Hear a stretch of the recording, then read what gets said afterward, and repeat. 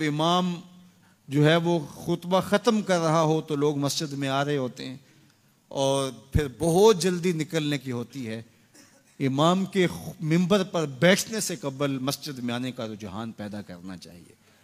फरमाया गया कि जो शख्स जुमातुल मुबारक में सबसे पहले आता है उसको एक ऊंट ज़बह करने का सवाब नसीब होता है, जो उसके बाद आता है उसको एक गाय ज़बह करने का, फिर एक बकरी, और जब इमाम मिंबर पे बैठ जाता है फिर रुफ़े अल कलाम कलमे उठा ली जाती हैं। फिर उसके बाद आम जो सवाब है वही मुरतब होता है, वो जो ख़ास सवाब है अव्वलियत का वो फिर उठा लिया जाता है। इसलिए कोशिश करें, मैं समझता हूँ इसमें हमारे खुतबा का भी बहुत कसूर है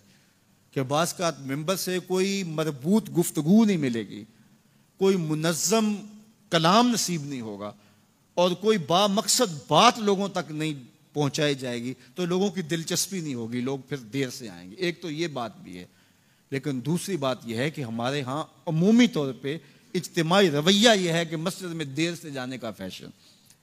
तो इस फैशन पे ना चले, बल्कि इमाम और ख़तीब के मिंबर पर बैठने से कबल जितना वक्त गुजरेगा आके बैठ के तिलावत करते रहें, ज़िक्र व फ़िक्र में मशगूल रहें। जितनी देर आपको इंतज़ार करना पड़े ये आपके लिए खैर व बरकत का ज़रिया है। और फिर आएँ और पूरी गुफ्तगू सुने और उस गुफ्तगू का यकीनन नतीजा आपकी ज़िंदगी में मुरतब होगा। और अगर आप समझते हैं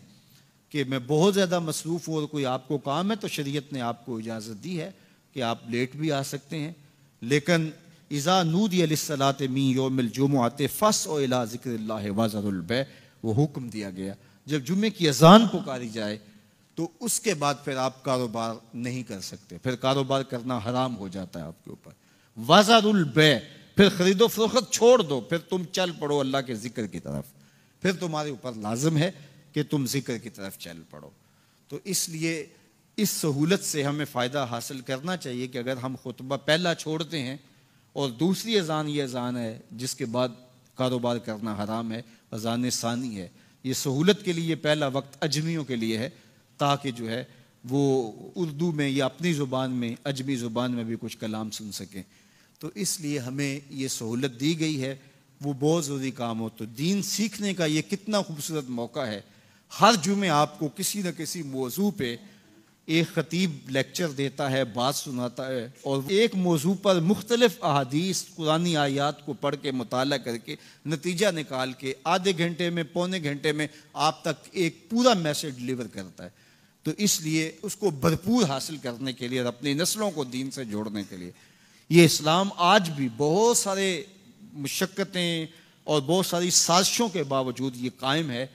इसलिए कि इसने खूबसूरत हमें नज़म दिया है। महल्ले की सतह पे 5 गाना नमाज है, इलाके की सतह पे जुम्मा है,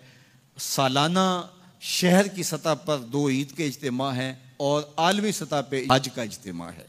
तो ये एक नज़म है जो हमें दिया गया और ये हमें जोड़े रखता है और ये हमारी वहदत की अलामत है। अल्लाह ताला हमें